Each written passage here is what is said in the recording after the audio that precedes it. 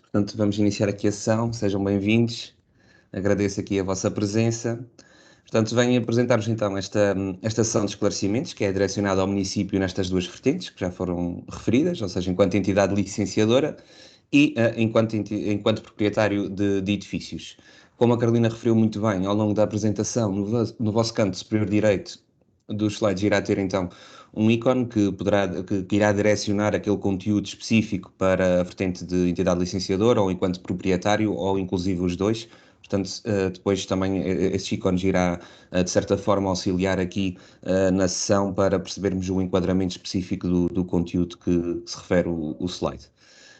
Como também foi referido e muito bem, esta sessão então é baseada na estrutura do novo Decreto-Lei 101 de 2020 e tem assim como principal objeto destacar as principais alterações e obrigações do município ao nível da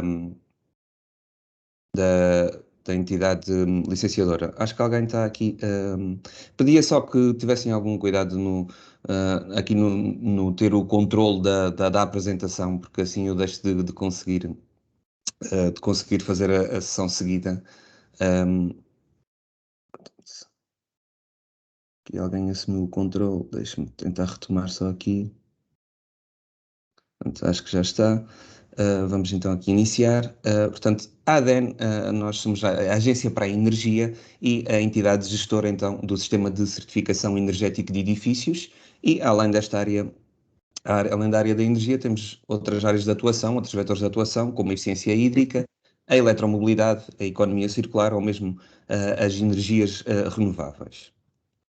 E, enquanto entidade gestora do sistema de certificação energético, a ADEN já possui uma base de dados com 14 anos de registro, ou seja, desde a implementação do primeiro sistema de certificação energético que ocorreu em 2006, e esta base de dados então permite conhecer bem e definir o parque edificado em Portugal, um, sendo esta base importante para o suporte de políticas públicas nacionais e, nomeadamente, de uma forma sinergética, envolver aqui parceiros como os municípios, como, por exemplo, socorrer-se desta base de dados para a definição de taxas de IMI, ou mesmo na definição de políticas do município para a renovação e a promoção da eficiência energética do parque edificado, sendo assim este estado de arte, esta base de dados, importante para sabermos a melhor forma de atuação. Direcionando aqui então para um enquadramento legal mais abrangente, desde sempre que houve então esta preocupação global da redução do consumo elevado de energia fóssil pelos edifícios e a nível europeu esta preocupação foi transposta através de diretivas, tendo a primeira EPBD sido publicada no ano de 2002. Esta EPBD depois é transposta para os Estados-membros e, no caso concreto de Portugal, foi transposta para a ordem jurídica nacional com a entrada em vigor dos decretos-lei 78, 79 e 80 de 2006, que trouxeram assim então a regulamentação dos edifícios de habitação e de comércio e serviços, tendo então metas mais ambiciosas na diminuição do consumo de energia, apesar de que anteriormente já havia alguma legislação neste nível, mas mais numa ótica de resolução de patologias, portanto, do parque edificado. Posteriormente, deu-se a revisão deste primeiro sistema de certificação energética com a entrada em vigor do Decreto-Lei 118 de 2013, tendo este Decreto-Lei 118 sido então revogado com a entrada em vigor do presente Decreto-Lei 101D de 2020, portanto que é o objeto desta sessão, e que teve a sua produção em efeito a 1 de julho de 2021. Ou seja, a sua operacionalização na sua plenitude das respectivas depois portarias e despachos ocorreu a 1 de julho de 2021 e esta data é importante que iremos ver depois no decorrer da apresentação, nomeadamente para a questão do enquadramento do edifício novo e, portanto, a eventual isenção do pré-certificado energético, mas depois irei-vos fazer aqui o enquadramento aqui do edifício novo e desta data e do porquê dessa questão do pré-certificado energético que iremos ver de forma mais detalhada no decorrer desta sessão. Portanto, então aqui de forma estruturada, o Decreto-Lei 101D iremos identificar então as obrigações e os procedimentos que têm aqui impacto na atividade dos municípios e também aqui dar aqui só uma nota introdutória no conceito de redação deste decreto-lei, no conceito subjacente, ou seja, no anterior decreto-lei 118/2013, o mesmo estava, de certa forma, fracionado em três, ou seja, iniciava com o sistema de certificação energético, depois tinha o regulamento dos edifícios de habitação e, por último, tinha o regulamento dos edifícios de comércio e serviços. No presente decreto-lei, neste decreto-lei 101 de 2020, ela altera um pouco essa estrutura, passando a ter assim um tronco comum aos edifícios, ou seja, trata os edifícios como um todo e estes depois naturalmente terão requisitos que podem ser comuns à habitação e ao comércio e serviços, ou serem específicos só da habitação ou só de comércio e serviços, e no meio trata aqui um outro requisito, no meio do diploma, no capítulo 3, trata aqui um outro requisito que é o sistema de certificação energético e que desta forma é tratado assim como um requisito adicional e não como um capítulo à parte, como no anterior decreto-lei. Portanto, aqui ao nível do capítulo 1 das disposições gerais, iremos destacar o artigo 3º, que é o das definições, e iremos destacar dentro destas definições 5 delas que são importantes aqui para a compreensão desta apresentação e também aqui na ótica portanto, do município, nomeadamente aqui esta primeira definição de edifício novo, que neste decreto-lei é aquele em que o projeto de arquitetura tenha dado entrada junto da entidade licenciadora após 1 de julho. Portanto, tinha-vos referido ainda há pouco que esta data era importante por causa desta definição, ou seja, o edifício novo é aquele em que o projeto deu entrada após, o projeto de arquitetura deu entrada após 1 de julho de 2021. Portanto, por oposição, tudo o que é interior a 1 de julho, o edifício passa a ter o contexto de existente, passa a ser considerado um edifício existente e tendo impacto, como vos referia, na emissão do pré-certificado, que iremos ver depois em concreto esta situação no artigo 44º do capítulo 7, ou seja, na norma transitória, depois iremos abordar esta situação com maior detalhe. Por sua vez, o conceito de edifício renovado altera o anterior conceito de edifício sujeito à intervenção, sendo que a definição do mesmo é igual. Portanto, é o edifício que foi sujeito a uma obra de construção, reconstrução, alteração ou ampliação e que levou à instalação ou modificação de um ou mais componentes. E só dar aqui a nota, quando falamos em componentes, quando nos referimos a componentes, estamos a falar, portanto, das envolventes, a opaca e envidraçada e dos sistemas técnicos.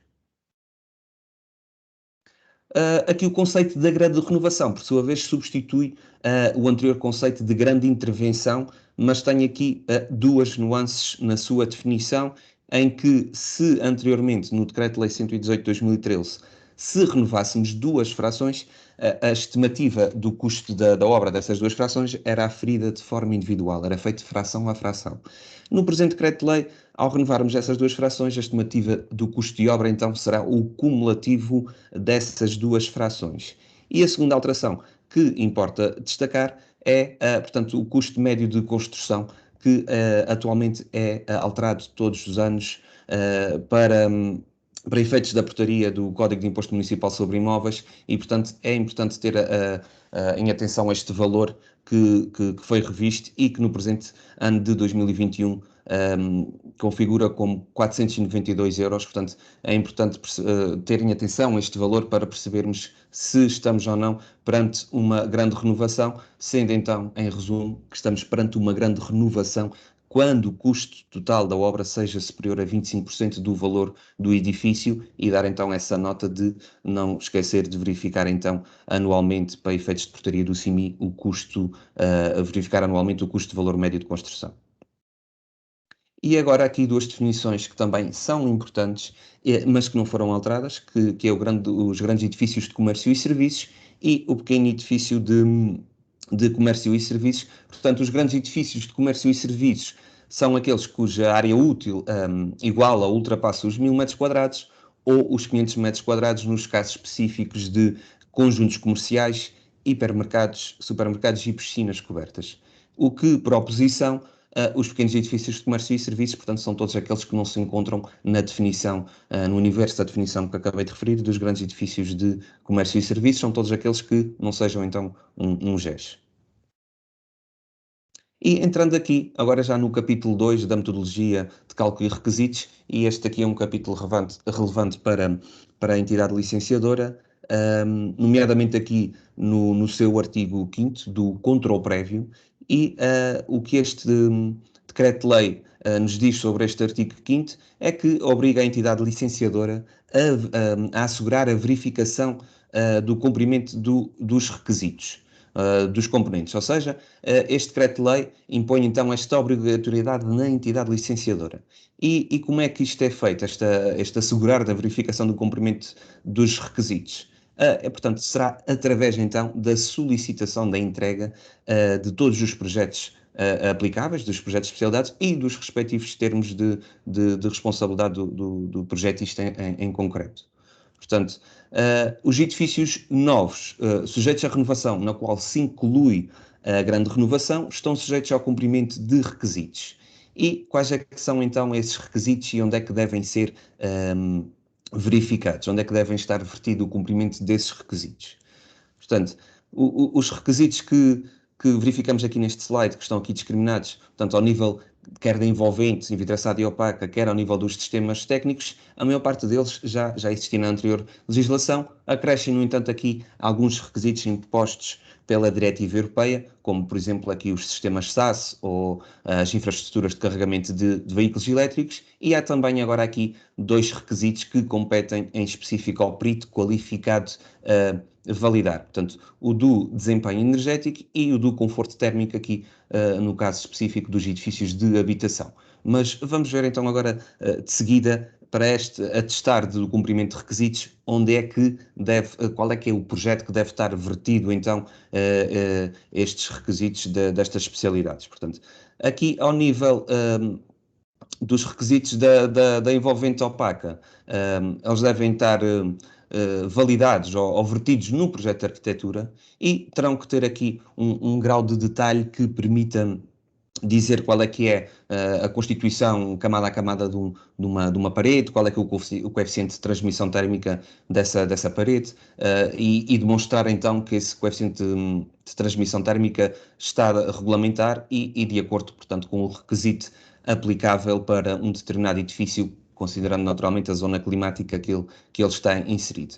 Portanto, este decreto-lei define que, além da entidade licenciadora ser responsável pelo cumprimento dos requisitos, também os projetistas são obrigados a demonstrar o cumprimento desses mesmos respectivos requisitos nos projetos específicos que iremos ver, e esta então é aqui a novidade do presente decreto-lei, é que ele define qual é que é o projeto onde devem estar vertidos os requisitos, o cumprimento destes requisitos. Portanto, aqui vimos que na envolvente opaca envidraçada, só aqui em jeito de conclusão, devem estar vertidos no projeto de arquitetura.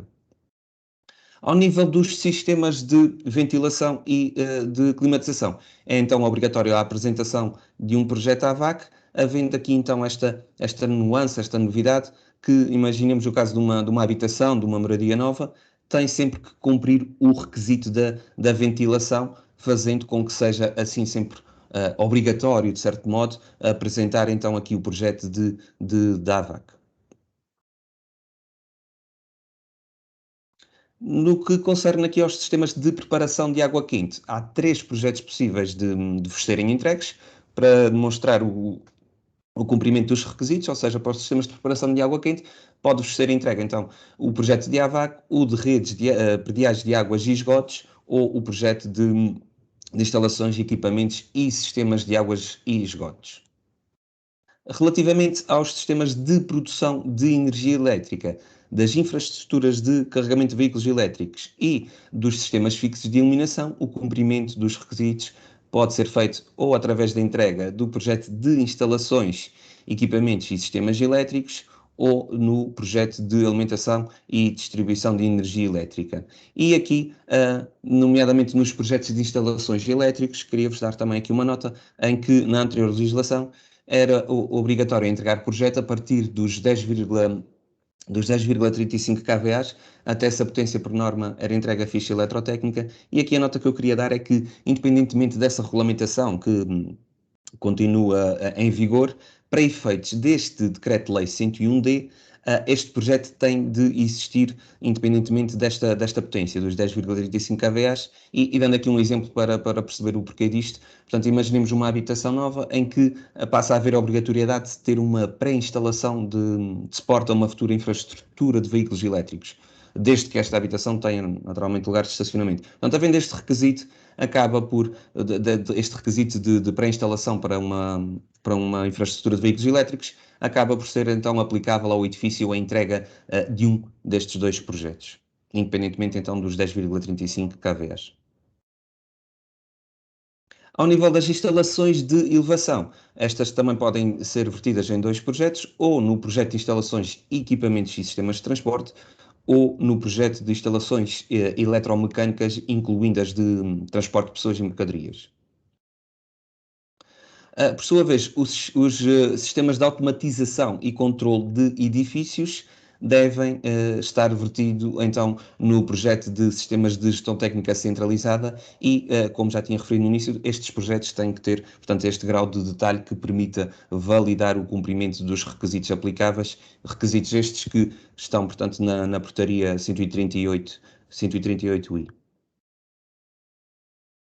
E, conforme também tinha referido aqui no início desta sessão, os requisitos de conforto térmico e de desempenho energético são então uma obrigação do perito qualificado de demonstrá-los e são demonstrados através, portanto, da entrega do pré-certificado energético ou do certificado energético. E aqui, em jeito de conclusão, a nota a dar é que para que o perito qualificado possa emitir este pré-certificado ou este certificado energético, portanto, após 1 de julho, não é? Aqui já com o novo diploma em vigor, ele terá aqui recolher a informação a todos estes projetos de especialidades que acabaram de ser apresentados, daí a importância de serem entregues todos eles, todos estes projetos, com todos os requisitos aplicáveis, depois para que o perito possa então ir recolher ou beber esta informação a cada um deles e poder emitir em conformidade o pré-certificado energético e o certificado energético. Ao nível aqui das isenções do artigo 9º, entrando aqui já na subsecção 3 dos edifícios existentes no artigo 9º. Aqui as isenções do artigo 9º dentro do capítulo 2 são na ótica do controle prévio, ou seja, são reconhecidos pela entidade licenciadora que aprova ou não a justificação da isenção ou do não cumprimento de algum requisito. E são referentes portanto, estas isenções são referentes aos componentes em edifícios novos ou renovados.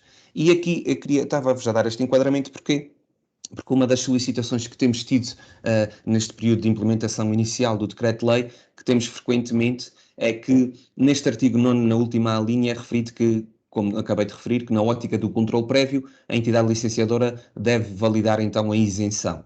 E, por vezes, questionam-nos se, no âmbito do capítulo 3, que é o capítulo da certificação energética, se as isenções do artigo 18º, no artigo 18º, na linha A do número 2, ele remete para este artigo 9º.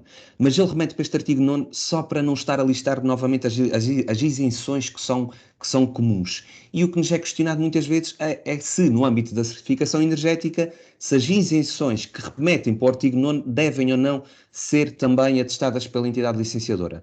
E aqui a resposta é não. Portanto, dentro do capítulo 3 da certificação energética, as isenções que remetem para o artigo 9º são no âmbito da certificação energética e não têm este caráter de ter que ser atestado pela entidade licenciadora. A entidade licenciadora, então, enquanto na ótica do controle prévio, deve atestar as isenções dos componentes e aqui dentro deste capítulo 2. Portanto, é só fazer esta distinção. O que remete do artigo 18º para o artigo 9º, no âmbito do capítulo 3, não tem que ser atestado pela entidade licenciadora. Portanto, a emissão ou não de um certificado ou de um pré-certificado energético.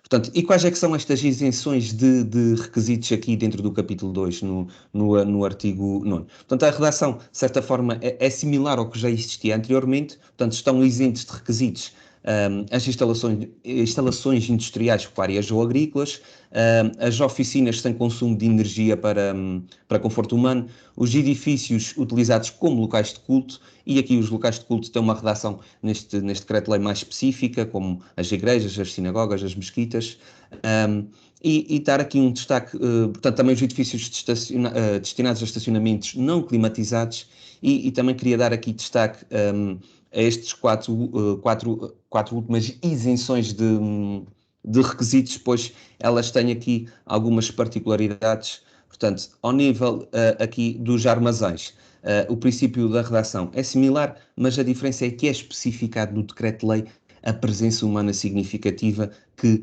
no anterior decreto-lei estava só vertida em pergunta e resposta. Portanto, para um armazém estar isento do cumprimento, tem de cumprir do cumprimento de requisitos, tem de cumprir um dos seguintes critérios: ou ter uma ocupação por um período igual ou inferior a 2 horas dia, ou ter uma densidade de ocupação igual ou inferior a 0,025 pessoas por metro quadrado. Portanto, se não tiver uma ocupação significativa, ou seja, não cumprir nenhum destes critérios, fica isento. Se tiver uma ocupação significativa, terá que cumprir requisitos. Ao nível aqui dos edifícios classificados ou em vias de classificação e dos constrangimentos técnicos e funcionais e económicos, aqui a nota a dar é que, de uma forma mais simples, eles querem dizer praticamente o mesmo. Portanto, imaginemos aqui um caso em que temos a existência de elementos de uma fachada ou de um vão envidraçado que não pode ser alterado pelo edifício ser um edifício classificado. Portanto, aqui é isentado do cumprimento desse requisito. Imaginemos o do vão envidraçado, é isentado do cumprimento do requisito relativamente aos vãos envidraçados, mas não dos restantes requisitos de outros componentes, ou nomeadamente dos sistemas técnicos. Portanto, a nota aqui a dar é que por estar isento de um requisito não quer dizer que esteja isento dos restantes. Portanto, deve ser sempre cumprido a nível de requisitos tudo aquilo que seja possível ser aplicado. No que concerne aqui aos edifícios unifamiliares com uma área útil de pavimento inferior a 50 metros quadrados, estes só se encontram isentos do cumprimento dos requisitos tratados pelo perito qualificado, ou seja, estão isentos do desempenho energético e do conforto térmico, ou seja, estão isentos da certificação energética, da emissão ou não de um pré-certificado ou de um certificado energético, mas estão abrangidos pelos requisitos dos componentes, ou seja, da envolvente, envidraçada e opaca, e dos sistemas técnicos. Agora, mais ao nível do proprietário, o decreto-lei, portanto, estabelece obrigações a que os edifícios estão sujeitos, portanto, aqui, nomeadamente, a obrigatoriedade de existir um plano de manutenção em grandes edifícios de comércio e serviços que estejam em funcionamento. Aqui podem ver já no slide que o ícone já está vocacionado para o proprietário de edifícios. Portanto, estas obrigações, esta instalação de manutenção e manutenção dos sistemas técnicos em GES que estejam em funcionamento, portanto, a submissão de documentação dos sistemas técnicos no portal SE, também relativo aos grandes edifícios de comércio e serviços.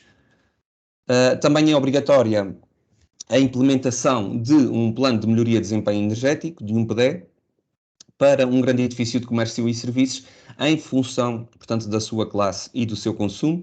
E a novidade neste decreto-lei prende-se com a submissão anual no portal SE dos consumos de energia dos grandes edifícios de comércio e serviços. E aqui dar nota agora das três obrigações seguintes, que são obrigações da Diretiva Europeia e aplicáveis pela primeira vez a todos os edifícios, ou seja, aos edifícios novos, aos edifícios renovados e aos edifícios existentes, e o proprietário é obrigado a instalar um sistema SaaS em todos os grandes edifícios de comércio e serviços que tenham uma potência de climatização superior a 290 kW até 31 de dezembro de 2025. Ao nível da eletromobilidade, também aplicável pela primeira vez a todos os edifícios, não é? Como tinha referido, os novos, os renovados e os existentes, e aqui o proprietário é obrigado a instalar 2 pontos de carregamento em edifícios de comércio e serviços que tenham mais de 20 lugares de estacionamento até um ano antes dos sistemas SaaS, até 31 de dezembro de 2024. Portanto, os edifícios de comércio e serviços têm que ter 2 pontos de carregamento quando tiverem mais de 20 lugares de estacionamento até 31 de dezembro de 2024.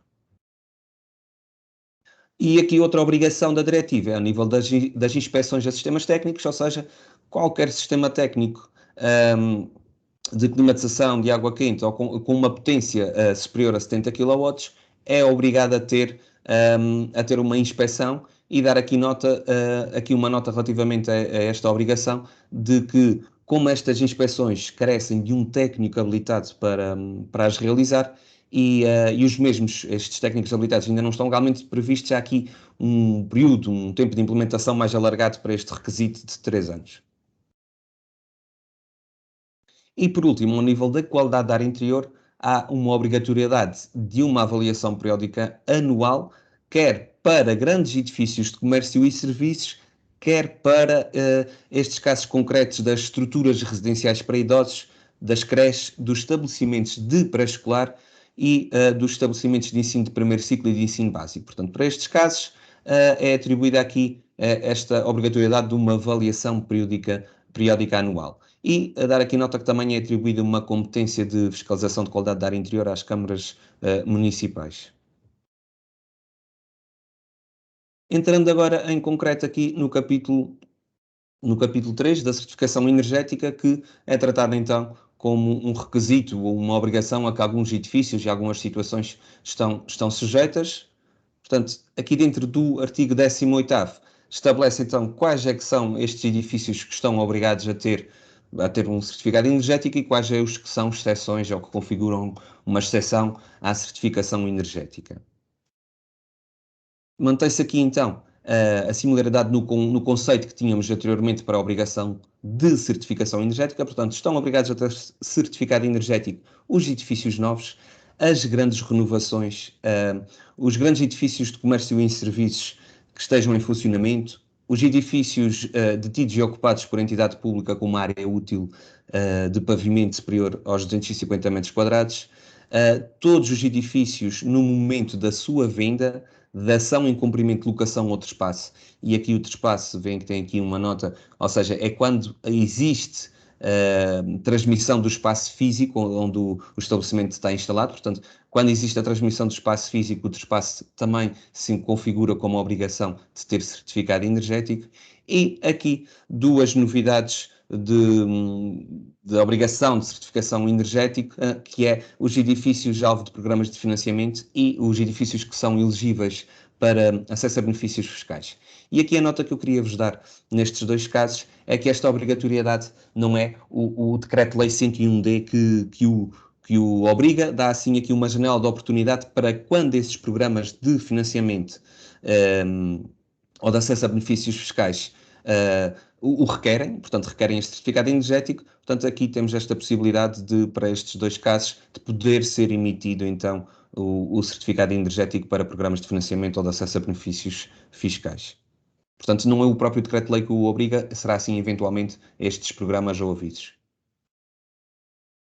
E ao nível das exceções da certificação energética, também em muitos casos são similares, como tinha-vos referido, às isenções que vimos para os requisitos dos componentes, nomeadamente aquela questão que tinha dado aquele esclarecimento da remissão do artigo 18º, do número 1 do ponto 2, para o artigo 9º. Portanto, encontram-se isentos do sistema de certificação as instalações industriais, pecuárias ou agrícolas, as oficinas sem consumo de energia para conforto humano, os edifícios utilizados como locais de culto, os edifícios destinados a estacionamentos não climatizados, os armazéns sem a presença humana significativa, também já vimos quais eram os dois critérios para validar se existe ou não presença humana significativa, os edifícios unifamiliares com uma área útil inferior a 50 metros quadrados também estão isentos da certificação energética.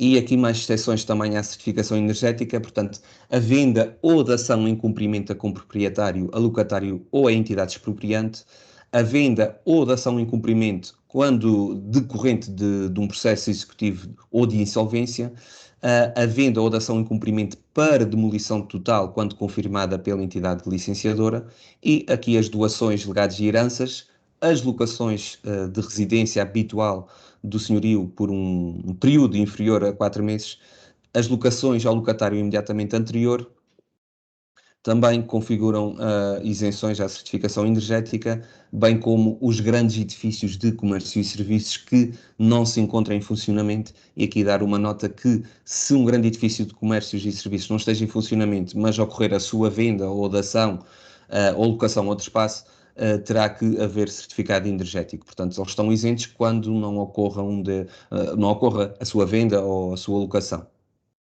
Os edifícios em ruínas também estão isentos, as infraestruturas militares, os edifícios sujeitos a regras de controle de confidencialidade e os edifícios inseridos em instalações sujeitas ao sistema de gestão de consumos de energia, este último aqui mais vocacionado para a indústria, que as utilizações industriais ou como indústrias estão isentas da certificação energética.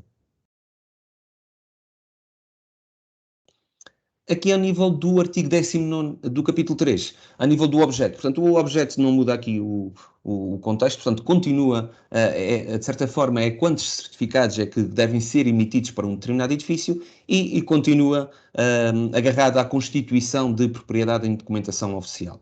Portanto, quando num documento oficial, numa caderneta predial urbana ou nos diferentes documentos oficiais que vocês podem ver no capítulo 3 do manual SCE, quando numa propriedade total, sem andares ou divisões suscetíveis de utilização independente, quando estamos perante esta situação, é emitido então um pré-certificado ou um certificado para o todo. Quando estamos perante uma propriedade total com andares ou divisões suscetíveis de utilização independente ou uma propriedade horizontal, deve ser então emitido aqui um pré-certificado ou um certificado energético para cada utilização independente. E quero-vos dar aqui nota de uma exceção, podem ver agora, que é em edifícios de comércio e serviços, quando estes sejam abrangidos por um sistema de climatização centralizado, devemos certificar todas as frações abrangidas por esse sistema com um único pré-certificado ou certificado. Este entendimento já existia anteriormente, portanto, imaginando aqui uma propriedade horizontal com 8 frações, em que 4 delas estão abrangidas por um sistema de climatização centralizado, para essas 4 frações abrangidas devemos emitir um único certificado. E aqui, portanto, dar uma nota adicional de uma novidade, que é a possibilidade de ser emitido, então, um certificado energético para parte de um prédio para efeitos de acesso a benefícios fiscais. Ou seja, imaginemos aqui uma universidade com vários corpos. E para um determinado ano económico, a universidade decide aplicar medidas de melhoria a um único corpo. O que esta possibilidade nos dá é, portanto, para quantificar as medidas de melhoria daquele corpo que foi sujeito à intervenção, é possível então emitir este certificado isolando essa parte, esse corpo do todo, mas não descura, portanto, a universidade em propriedade total ter o seu certificado energético. Relativamente aqui aos elementos e procedimentos necessários à emissão. Portanto, os elementos para licenciamento de interesse quer para a entidade licenciadora, quer para o proprietário. A nota a dar é que tem que ser igualmente solicitados todos os projetos aplicáveis para aquele edifício em questão. Portanto, ao nível aqui, dos elementos para licenciamento, ao nível das obras de edificação, portanto, os edifícios novos ou sujeitos a grande renovação, deve ser solicitado então todos os projetos aplicáveis e que demonstrem o cumprimento dos requisitos relativamente aos componentes e ser solicitado o pré-certificado energético. Nos edifícios sujeitos a renovação, portanto, deve ser solicitado todos os projetos que demonstrem o cumprimento dos requisitos. Portanto, em resumo, aqui em comum, nas duas situações, das grandes renovações e das renovações, e em concreto dos edifícios novos, em resumo, é sempre exigir, então, todos os projetos que demonstrem o cumprimento dos requisitos. Na fase de autorização de utilização ou alteração de utilização, portanto, aqui com a operação urbanística sujeita a controle prévio, devem ser entregues então as telas finais, os termos de responsabilidade e os certificados energéticos com o enquadramento pela Portaria 113/2015. Quando estamos perante a alteração de utilização de edifícios sem controle prévio, deve ser solicitado então o certificado energético concordando com o uso futuro e também com o enquadramento legal pela Portaria 113/2015. Quando falamos de legalização, e processo este que ao Decreto-Lei 101D, deve ser solicitado também o certificado energético e também, neste caso, em harmonia com a Portaria 113 de 2015, e, neste caso, quando nos é questionado aqui como é que se faz aqui a emissão deste certificado, qual é o contexto, portanto, o entendimento que costumamos passar é que o certificado energético, nestes casos, a emitir deve ser de acordo com a data de construção do edifício e cumprir, então, os requisitos aplicáveis a essa data de construção. Para quê? Para que não estejamos a beneficiar, de certo modo, da construção ilegal. Ou seja, imaginando um caso em que um contribuinte em 2009 fez o seu processo todo correto, cumpriu todos os requisitos, e agora temos aqui um outro caso para a legalização de um edifício também construído em 2009. Portanto, ao solicitarmos esse certificado, ele deve, portanto, cumprir os requisitos aplicáveis a esse ano, ao ano 2009, para que não exista aqui, de certa forma, uma dualidade de critérios e um contribuinte tivesse cumprido com tudo e o outro, para efeitos da legalização, não tenha cumprido com os requisitos. Portanto, aqui o entendimento é emitir de acordo com a data de construção e com o cumprimento dos requisitos aplicáveis a essa mesma data de construção do edifício. Entrando aqui no artigo 22º, mais numa ótica da fixação e publicitação. Mantém-se também aqui o que existia no anterior diploma, ou seja, são obrigados a fixar o certificado energético os grandes edifícios de comércio e serviços em funcionamento e os edifícios detidos e ocupados por entidade pública que tenham uma área útil de pavimento superior a 250 metros quadrados.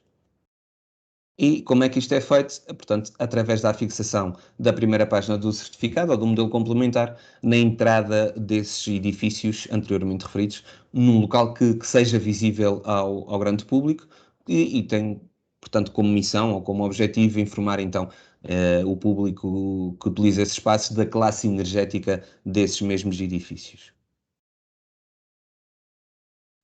Aqui entrando então na validade dos certificados no artigo 23º.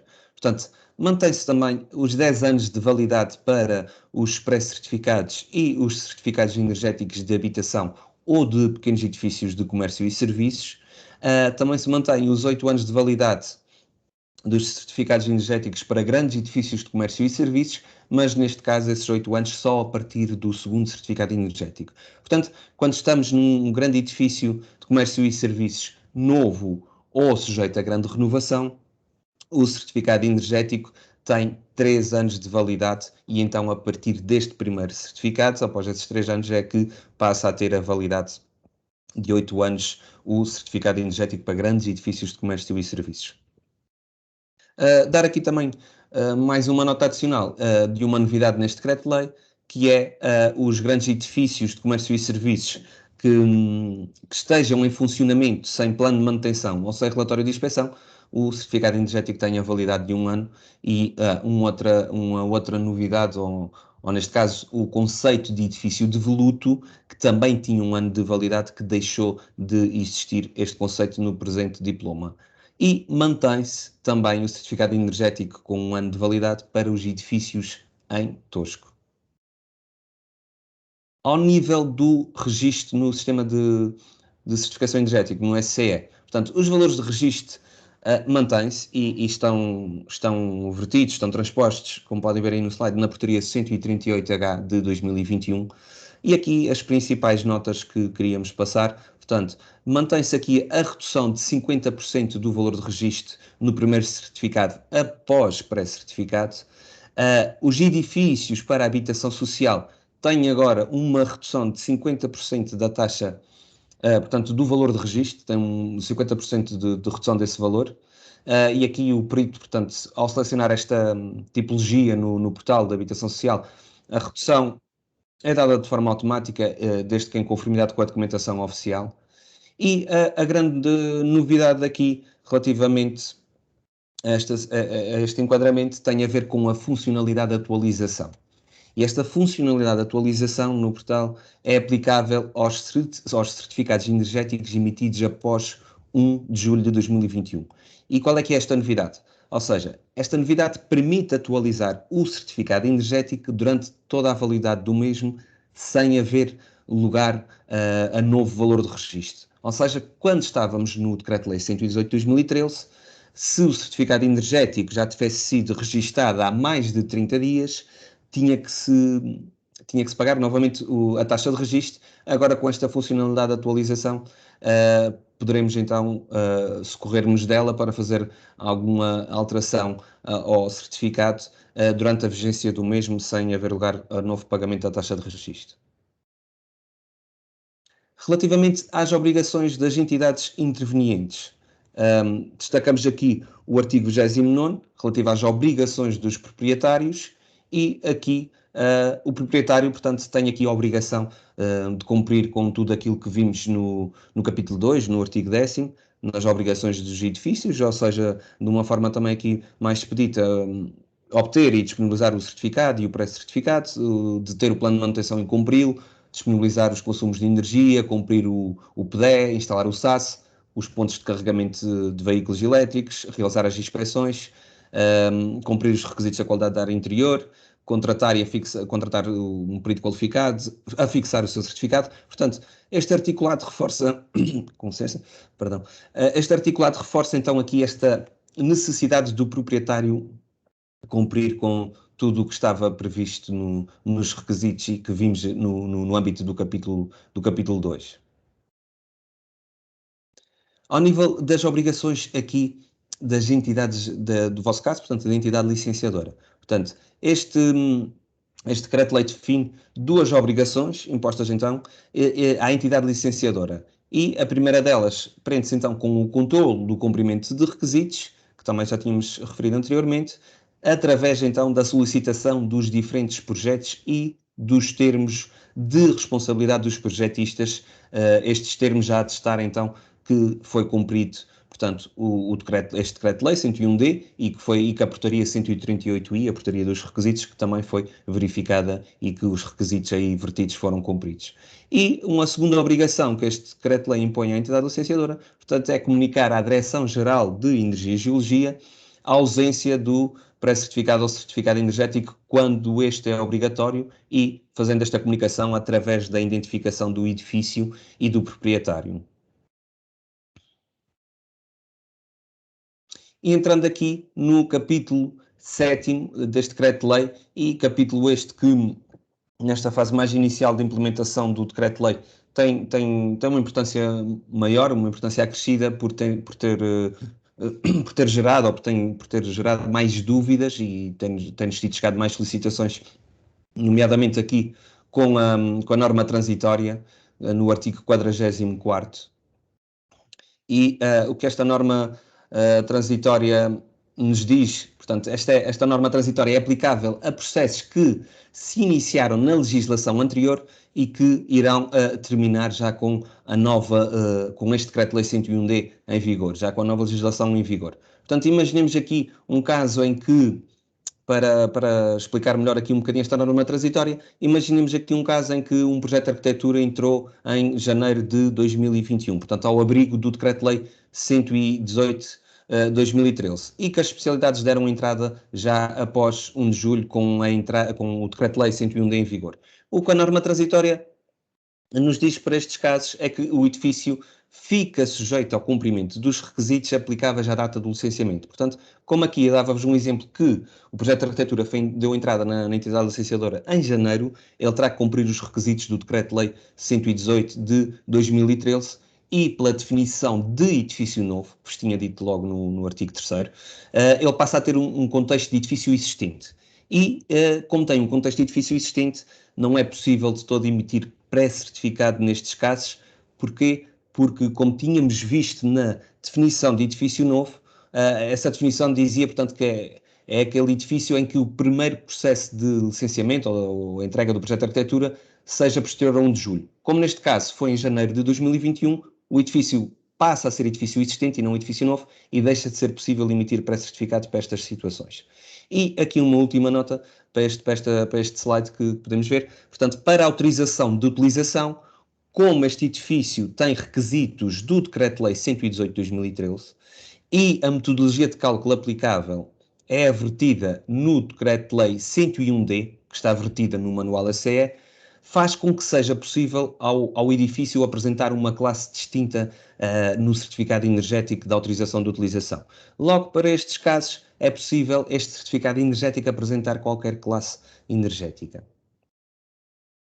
Portanto, para este tipo de processos abrangidos pela norma transitória, o entendimento que estamos a aconselhar e para cumprimento dos requisitos, portanto, de uma forma mais simplificada, para processos anteriores, um, para processos anteriores a 1 de julho, deve ser solicitado tudo o que sempre solicitaram, até à data de hoje, com a exceção do pré-certificado energético, pelos motivos que acabei de referir. Portanto, devem pedir então o projeto de comportamento térmico, pedir o projeto do cumprimento dos requisitos do REX, isto para processos anteriores a 1 de julho.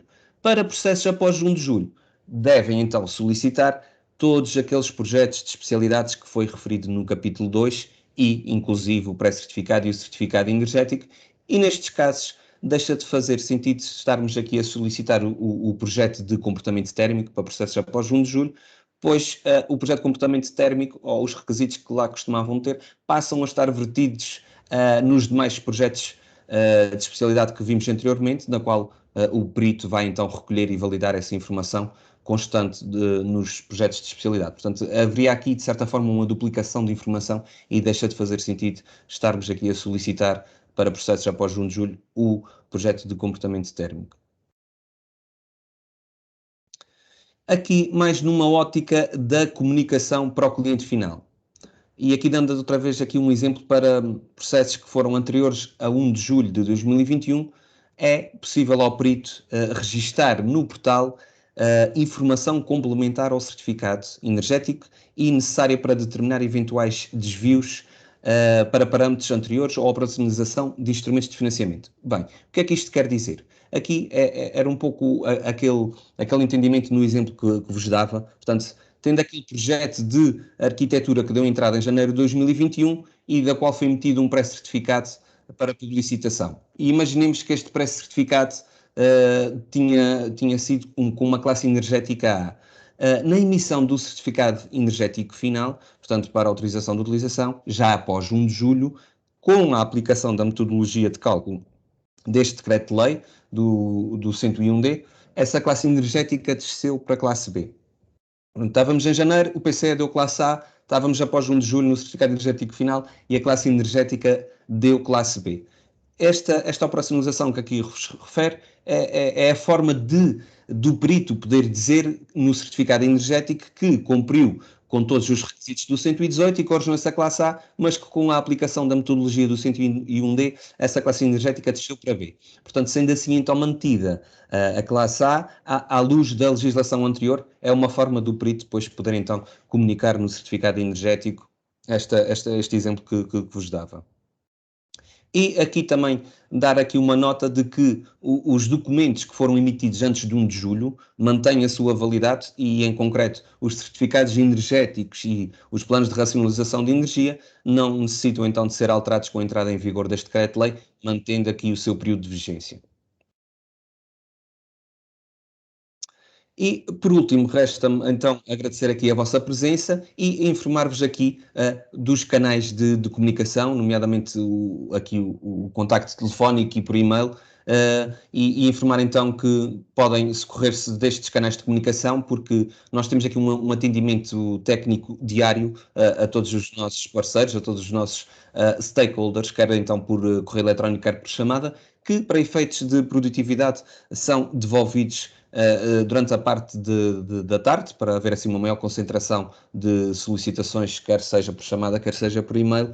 Portanto, sintam-se à vontade para registrar estes contactos, qualquer processo que tenham de casos mais dúbios ou de dúvidas que tenham no vosso cotidiano, entrem em contacto connosco, porque por vezes as dúvidas que vocês têm são também as nossas dúvidas e todos em conjunto conseguimos aprender e uniformizar processos. Portanto, registrem estes contactos e sintam-se à vontade para nos contactar qualquer seja a situação que possam ter. Portanto, aqui agora já mais na vertente da legislação, das perguntas frequentes e documentação, a minha colega Carolina irá-vos mostrar então onde é que podem depois no sce.pt, no sítio da internet, onde é que podem de uma forma mais ágil consultar estes documentos e destacava-vos aqui então no âmbito da legislação, naturalmente este Decreto-Lei 101D, portanto, que é o Decreto-Lei que regula e operacionaliza todas as portarias e despachos do sistema de certificação energética atual, e também vos destacaria a portaria 138I, porque é a portaria que tem os requisitos dos componentes dos edifícios, e, por último, destacaria também aqui o manual SCE, que é o despacho 6.476H, salvo erro, nomeadamente o seu capítulo 3 e capítulo 4, na ótica da entidade licenciadora. O capítulo 3, porque tem lá a definição do objeto de certificação, também situações de informação contraditória em documentos oficiais,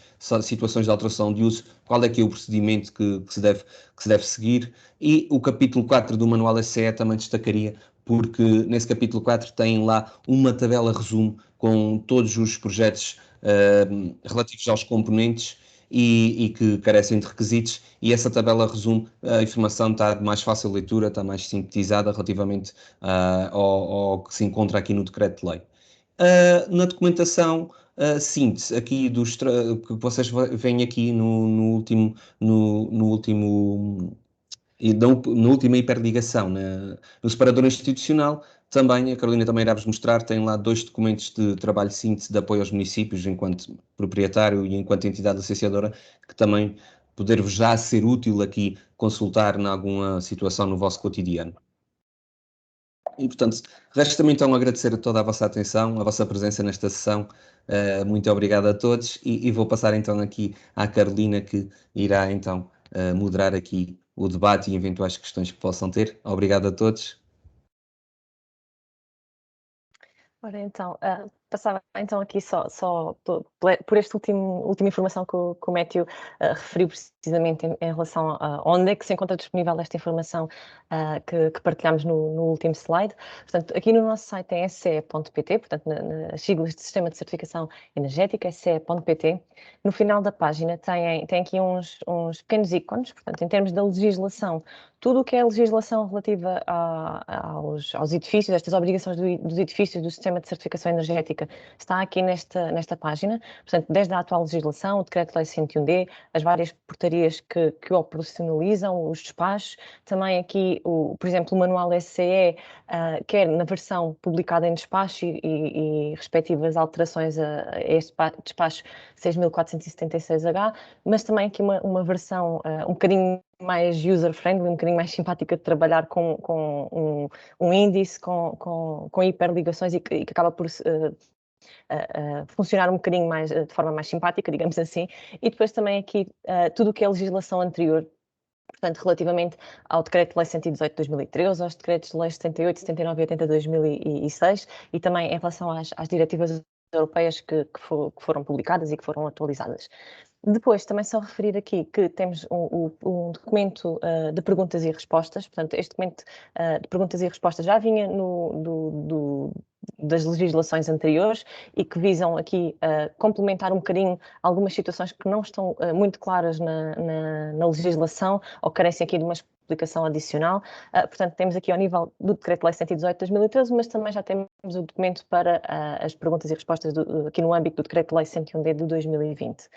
Depois, referi também aqui o menu institucional, e este sim, creio que também seja muito útil para o dia-a-dia em termos de informação para os municípios. Portanto, ao acederem aqui ao menu institucional, logo a primeira área que aparece é dedicada aos municípios e, portanto, é aqui que vão encontrar os 2 documentos que o meu colega falava, portanto, um e-book para o município enquanto entidade licenciadora e um e-book aqui para o município enquanto proprietário, que acaba por resumir um bocadinho a informação do decreto-lei nestas 2 óticas e que, portanto, temos aqui a encontrar desde o resumo, as explicações um bocadinho mais completas ou uma linguagem mais fácil sobre toda esta informação que compete aos municípios nestas duas vertentes.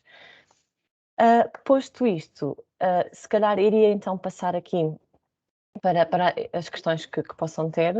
Vejo que já há aqui uma questão colocada no chat e, eventualmente, se tiverem mais questões que queiram ver esclarecidas, pedia-vos então para escreverem no chat ou então, em alternativa, para clicarem no ícone de levantar a mão, que depois então passamos a palavra. Portanto, passando aqui já à primeira questão, e passo a ler, para os edifícios novos, portanto, posteriores a 1 de julho de 2021, em que não será necessário apresentar projeto, é apenas necessário apresentar o pré-certificado, não é necessário apresentar termo de responsabilidade de um projetista de térmica para efeitos do disposto do número 1 do artigo 20 do REGE, quem se responsabiliza pelo cumprimento dos requisitos de térmica.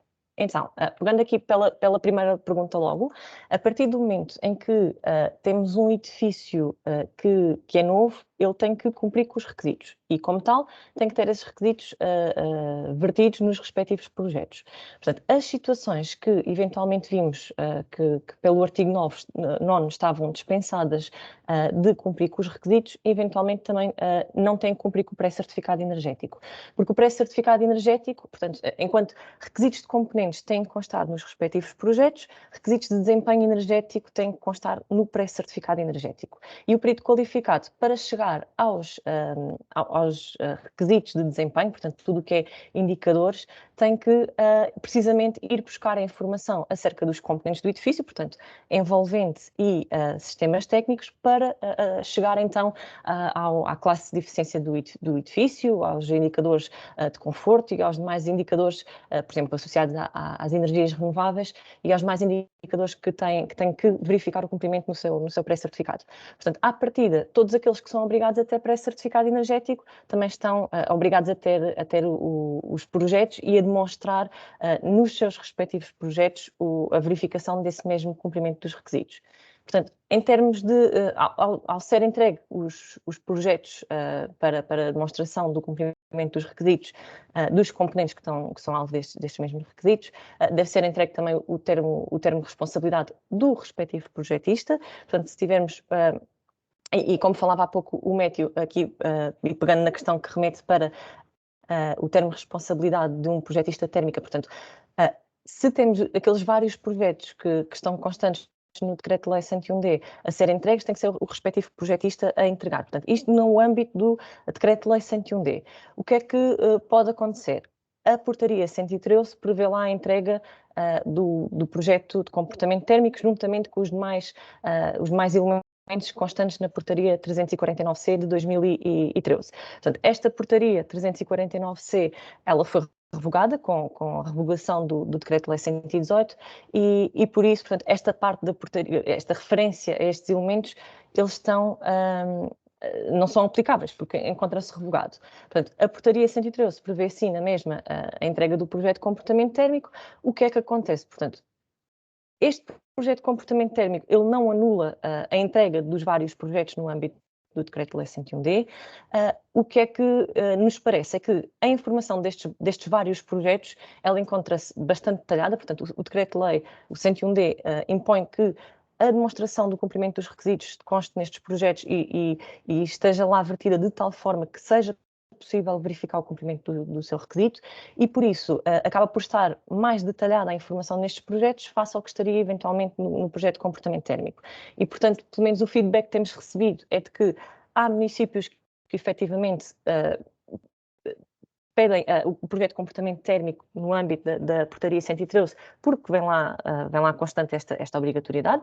Há outros municípios que realmente veem que não há necessidade de pedir mais este projeto, uma vez que toda essa informação já se encontra vertida nos vários projetos aqui no âmbito do Decreto-Lei 101D.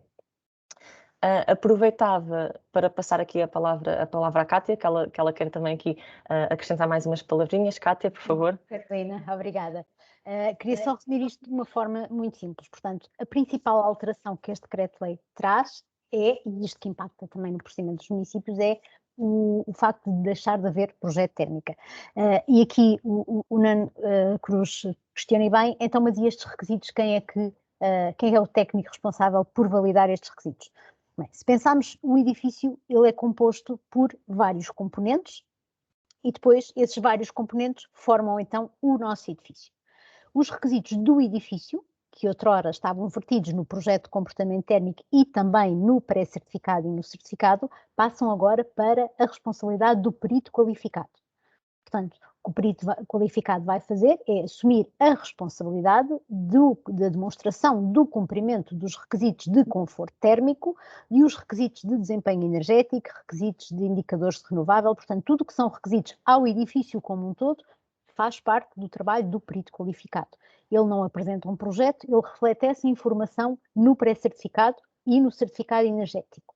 Portanto, em relação aos requisitos das várias peças ou dos vários componentes que compõem o edifício, como a Carolina disse bem, eles estão então espalhados pelos vários projetos das especialidades. Para quem já fez projeto de comportamento térmico ou estudo de comportamento térmico, sabe que este projeto acaba por ir refletir aquilo que são as soluções que estavam nas especialidades todas, portanto, o que é que estava na arquitetura em termos de soluções construtivas, o que é que estava nos sistemas técnicos em termos de sistemas previstos para aquecimento, arrefecimento, e este projeto de comportamento térmico, além de calcular os requisitos ou os indicadores de desempenho energético do edifício, fazia também a verificação regulamentar dos diversos componentes.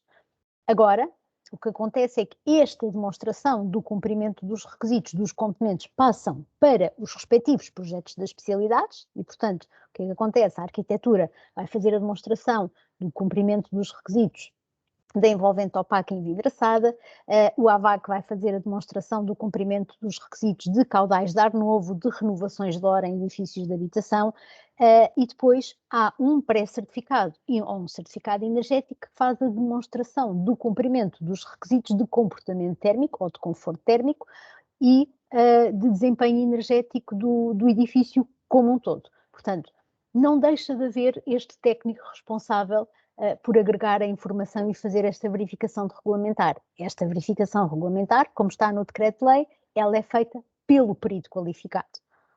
É esta a alteração. Percebo que isto seja complicado, existem aqui algumas opiniões divergentes, mas o que é certo é que deixamos de ter dois técnicos a executar o mesmo trabalho. Portanto, nós tínhamos numa primeira fase um projetista que fazia então esta verificação e agora o perito assume aqui esta função de verificação e de interação e compatibilização entre os vários projetos das especialidades. Não sei se ficou esclarecida em relação à questão, se puder só dar aqui uma... Ok? Carolina, então podes avançar, desculpa. Então, se calhar avançamos aqui para a próxima questão. Portanto, a seguir, a Câmara Municipal tem solicitado nos pedidos de licenciamento de uma habitação unifamiliar, quando da entrega dos projetos de especialidades, o projeto de AVAC para demonstrar o cumprimento dos sistemas de climatização e ventilação. No entanto, de acordo com a linha E do número 2.1 da Portaria 138I de 2021, o projeto de AVAC somente terá obrigatoriedade nos casos em que os sistemas de climatização disponham de uma potência nominal global superior a 30 kW, valor que foi atualizado, aumentado aos anteriores 25 kW. Será mesmo obrigatório apresentar o respectivo projeto AVAC para comprovar os requisitos dos sistemas de ventilação. Portanto, a resposta aqui é sim, em relação à questão da obrigatoriedade do projeto AVAC para a verificação dos requisitos de ventilação.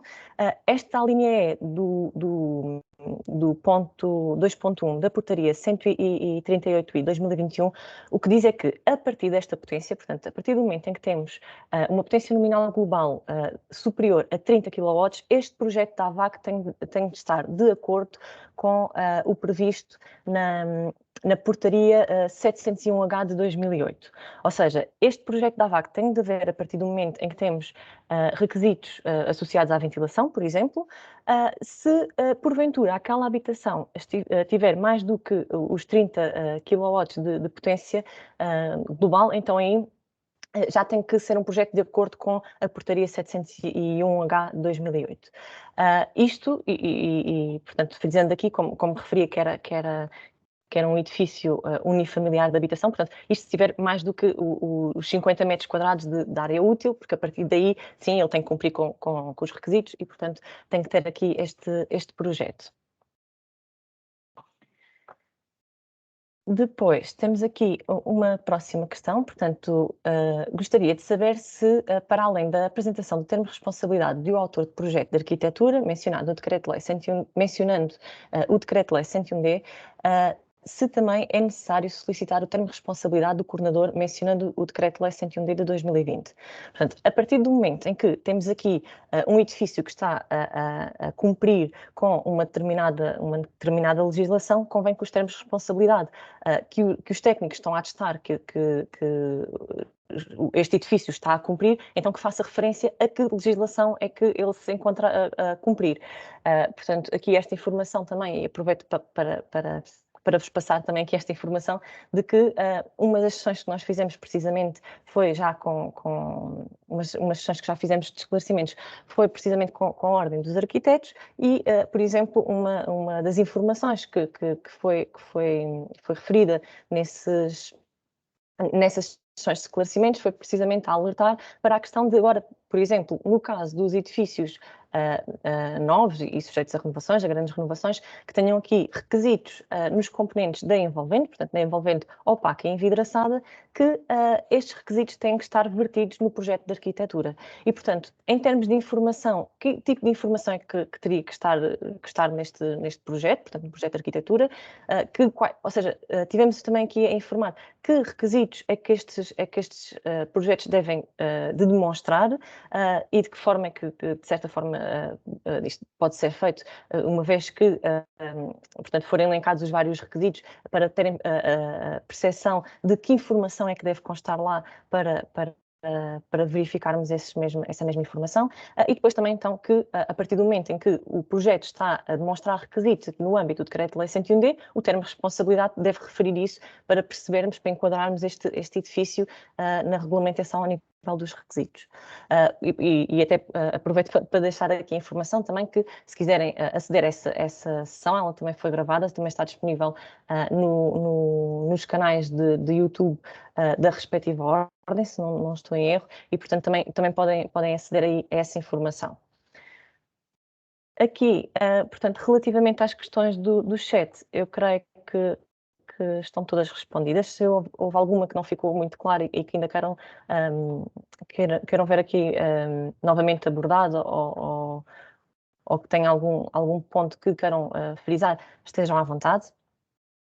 Enquanto aguardamos só para perceber se chega aqui mais alguma questão, eu vou aproveitar para partilhar no chat, portanto, um link para um questionário de avaliação aqui desta sessão, ao fim e ao cabo, um bocadinho para percebermos o vosso feedback em relação a esta sessão. Se quiserem eventualmente fazer alguns comentários, também temos uma secção dedicada aos comentários no final do questionário, que é um questionário muito breve, apenas 2 minutos de preenchimento, só para termos aqui um bocadinho o vosso feedback em relação a estas sessões e para podermos ter aqui uma melhoria contínua nas mesmas. Portanto, entretanto, chegou aqui mais uma mensagem no chat. O termo de responsabilidade que vem com a arquitetura é do perito qualificado ou isenta, uma vez que o projeto vem com o pré-certificado energético. Portanto, o termo de responsabilidade é do respectivo autor de projeto. O que é que acontece? Vai haver aqui, portanto, os vários projetos a demonstrar o cumprimento dos requisitos daquele edifício, aqui no âmbito do decreto-lei. Portanto, os vários projetos devem ser acompanhados dos seus respectivos termos de responsabilidade e que são da responsabilidade do técnico autor do projeto. Depois, paralelamente a isto, há aqui o pré-certificado energético em fase de obtenção de licença de construção, que é emitido pelo perito qualificado, e este é da responsabilidade do perito e que deve verificar o cumprimento dos requisitos de desempenho energético e de conforto térmico, se estivermos a falar no âmbito de um edifício de habitação. Portanto, haver o pré-certificado energético não isenta dos projetos, ao fim e ao cabo. Portanto, outra questão que está aqui, os requisitos definidos no projeto de arquitetura devem ser analisados pela entidade licenciadora ou o termo de responsabilidade isenta a entidade licenciadora da sua análise. Então, o que é que acontece aqui no artigo 5 do Decreto-Lei 101D? Ele diz que compete à entidade licenciadora assegurar o cumprimento dos requisitos do edifício. E, portanto, há aqui entidades licenciadoras que o fazem através dos termos de responsabilidade, digamos assim. Portanto, ao solicitar os vários projetos e ao ter os termos de responsabilidade, garantem desta forma, porque o técnico está a dizer que aquele projeto que entrega que está a cumprir com os determinados requisitos e, portanto, há entidades licenciadoras que, neste âmbito, aceitam desta forma os projetos e asseguram desta forma a verificação do cumprimento daquele edifício. Outras entidades licenciadoras, pelo feedback que temos recebido, têm mesmo equipas que analisam a informação e só depois de perceber se realmente está lá a informação que permite validar o cumprimento dos requisitos, é que então aceita a entrega dos projetos e então acaba por ter o assegurar da verificação dos requisitos para aquele edifício desta forma. Aqui convém, e acho que é importante frisar, é que convém sempre solicitar todos os projetos aplicáveis aqui no âmbito do Decreto-Lei 101D, porque é logo uma primeira forma de assegurar este cumprimento dos requisitos e também de depois haver aqui estes projetos para o perito qualificado poder ir buscar a informação para verificar precisamente o cumprimento dos requisitos de desempenho e de conforto, porque sem a informação nestes projetos, sem esta informação por parte dos vários projetistas, o perito qualificado não consegue ter toda a informação necessária para a determinação do desempenho energético do edifício.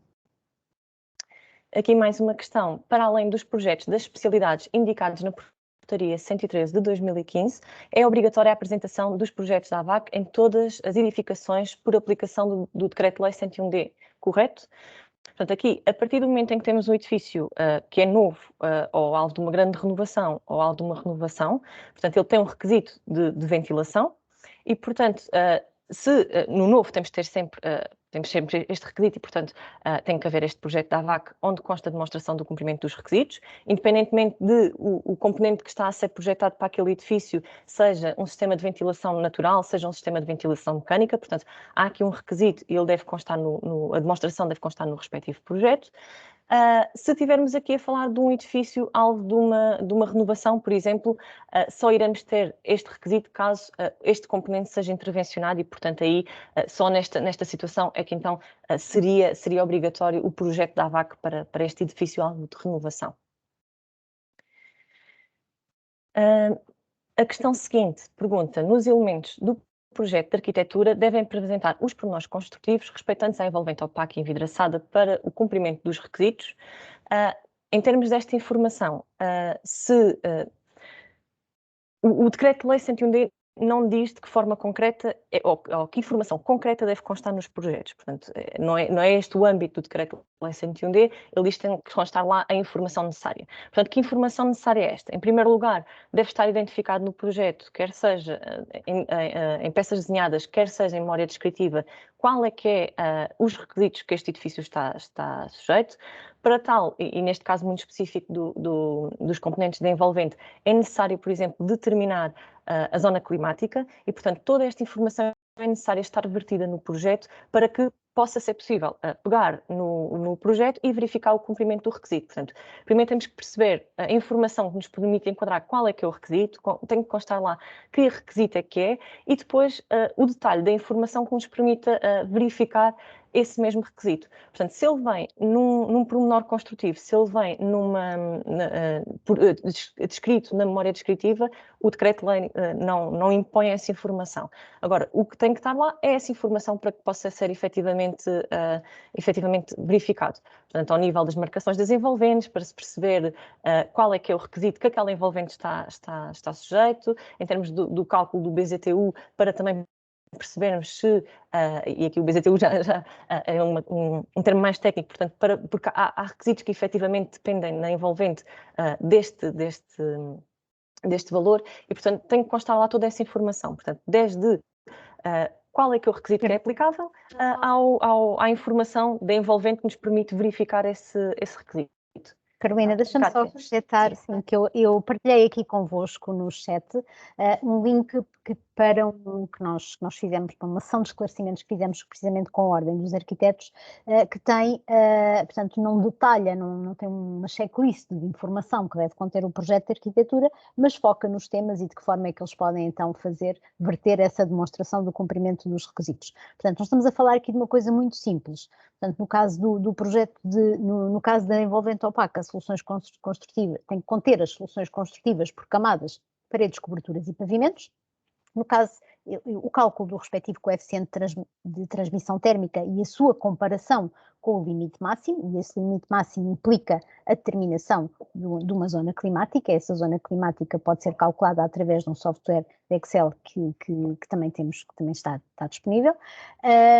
E depois, no caso da envolvente envidraçada, é o cálculo do fator solar e também do coeficiente de transmissão térmica. Portanto, isto são coisas simples. Estamos a falar de uma parte de trabalho que os arquitetos, em teoria, já o sabem fazer desde 2006, não é? Nós não nos podemos esquecer que os arquitetos, à partida, já tinham competência para fazer todo o projeto de arquitetura e agora nós estamos a falar apenas de uma parte do projeto de arquitetura, peço desculpa, tinham competência para fazer todo o projeto de comportamento térmico e estamos a falar apenas de uma parte desse projeto, que é o cálculo dos limites máximos dos valores das envolventes. De qualquer das formas, nós também estamos a preparar formação, a própria Ordem dos Arquitetos também tem com certeza formação adaptada para este tipo de requisito e, portanto, sabemos que é uma coisa que vai demorar algum tempo. De qualquer das formas, eu acho que esta apresentação vos ajuda a perceber qual é que é então este novo conteúdo do projeto de arquitetura, no âmbito da demonstração do cumprimento dos requisitos.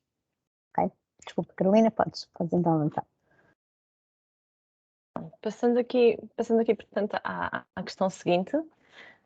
Bom dia, considerando que a arquitetura é entregue e apresenta toda a informação dos requisitos da envolvente, o município aprova a arquitetura e solicita especialidades. Na fase de pré-certificado, verifica-se que, na realidade, a envolvente não verifica.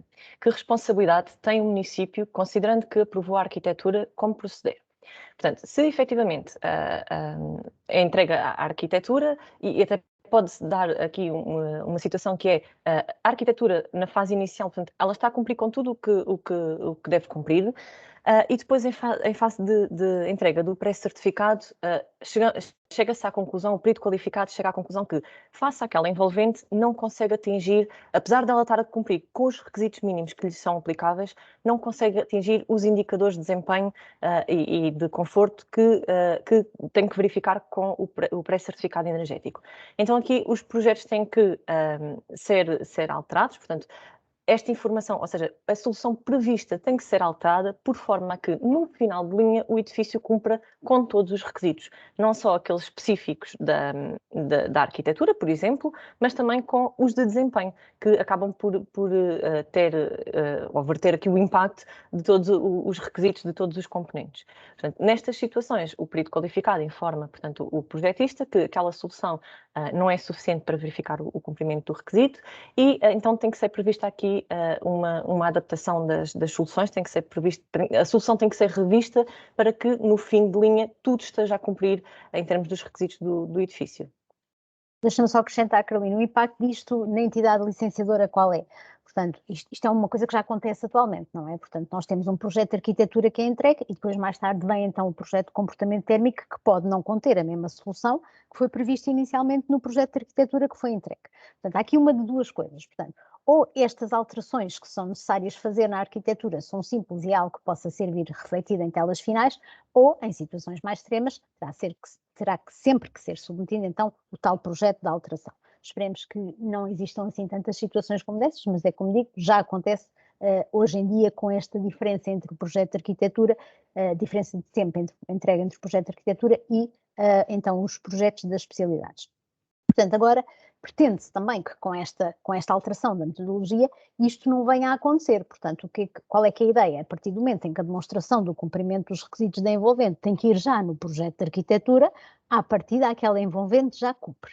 Portanto, a envolvente está ok. Pode, efetivamente, acontecer os indicadores de desempenho energético do edifício então não cumprirem, como a Carolina estava a dizer e bem, ter que se fazer ali algum ligeiro ajuste. Mas diz-me a experiência que este tipo de ajustes acaba por ter que ser, que são coisas simples e em telas finais consegue-se resolver. E, portanto, basicamente é isto, é tentar que o projeto que dá entrada na entidade licenciadora não seja somente encarado como um papel, uma peça burocrática para a obtenção de uma autorização de construção, mas sim que esse projeto já esteja em condições de ser devidamente executado em obra. Porquê? Porque o que nós não queremos depois é surpresas no final da construção. Não queremos edifícios construídos que não estejam de acordo ou com os projetos ou que não estejam a cumprir com a legislação que lhes é aplicável. Portanto, vamos então ver se com este tipo de alteração aos procedimentos conseguimos ter o mínimo de problemas na obtenção das autorizações de utilização e o mínimo de alterações em obra depois da obra construída.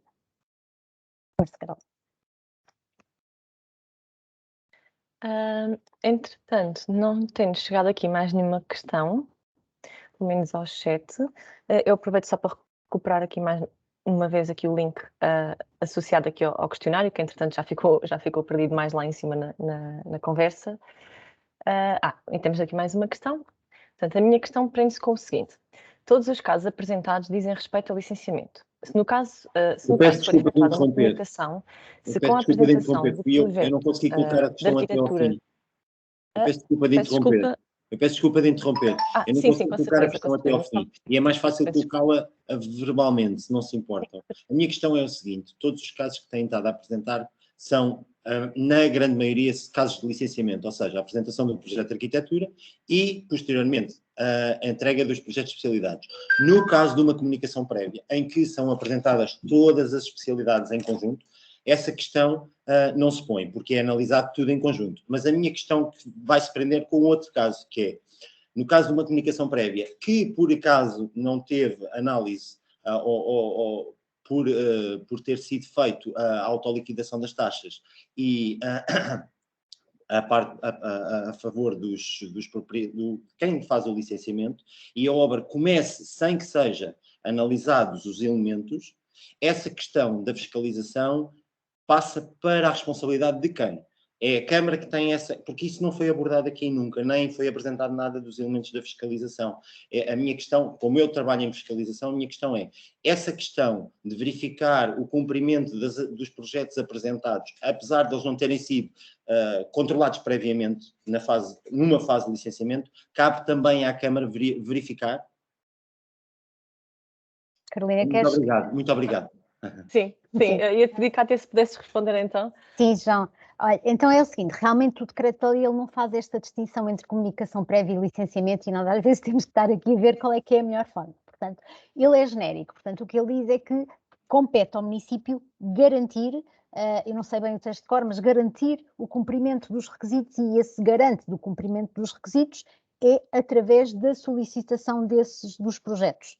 E, portanto, eu diria que quer na comunicação prévia, quer no licenciamento, aquilo que compete ao município é dizer este edifício é composto por componentes, os componentes têm estes requisitos, portanto, faça-me, por favor, chegar o projeto assinado por um técnico responsável em que demonstra este cumprimento dos requisitos. Portanto, eu diria que o papel do município será através apenas da solicitação dos projetos. Eu depois partilhei aqui convosco também uma tabela, que é a tabela 4 do manual SCE, que tem exatamente a mesma informação do decreto-lei, mas de uma leitura mais simples. Portanto, tem então os diversos componentes e quais é que são os projetos. E depois há uns que nós podemos dispensar, por exemplo, no caso da eletromobilidade e a questão do projeto de eletricidade. O que é que nós temos que saber? Temos que saber que se um edifício tem lugar de estacionamento, então se ele tem lugar de estacionamento, à partida vai ter que ter requisitos de eletromobilidade. Vou ter que pedir o projeto de eletricidade para isto. Não é? Paredes, coberturas e pavimentos, todos têm. Então o projeto de arquitetura tem sempre que conter. Requisitos de qualidade do ar interior. RPHs mínimos na habitação, caudais mínimos de ar novo nos serviços, projeto da AVAC vai ter que sempre ter. E, portanto, é um bocadinho por aí. Se houver alguma dúvida, se eu peço mais projetos ou menos projetos, nós também estamos cá. Ou então o próprio coordenador de projeto que justifica o porquê que não está a apresentar aquele tipo de projeto. Mas a ideia, como isto é tudo novo, é dizer, nós estamos deste lado, vocês estão desse, vamos continuando a falar e perceber ao fim de algum tempo como é que isto está a ser implementado, que documentação é que nós podemos colocar lá fora para vos ajudar, ou mesmo para ajudar os técnicos e os proprietários sobre a documentação que eles têm que entregar, e vamos fazendo aqui um trabalho conjunto entre as entidades para garantir que isto consegue ser bem implementado, com mais ou menos resistência, mas pelo menos bem implementado. Obrigada. Muito obrigado. Neste momento, creio que não há mais nenhuma questão e, portanto, se calhar aproveitava então para fazer para terminar então aqui a sessão, deixando aqui esta última intervenção como tem sido a última. Mais uma vez, reforçar aqui um bocadinho a mensagem que a Cátia referiu precisamente agora no final da resposta, que é, temos os canais de comunicação, portanto, alguma questão que tenham no decorrer da vossa atividade e que esteja relacionada aqui com este tema, portanto, entrem em contato connosco, nós teremos todo o gosto em responder. Temos também aqui aquela documentação de suporte que falávamos há pouco no início, aqueles e-books, e portanto, vamos também melhorando esta documentação com base no vosso feedback e também aqui nas questões que nos chegam e sobretudo, qualquer dúvida que tenham, entrem em contato connosco. Sendo assim, se calhar dávamos a sessão por encerrada. Kátia, não sei se queres dar mais algumas palavras finais.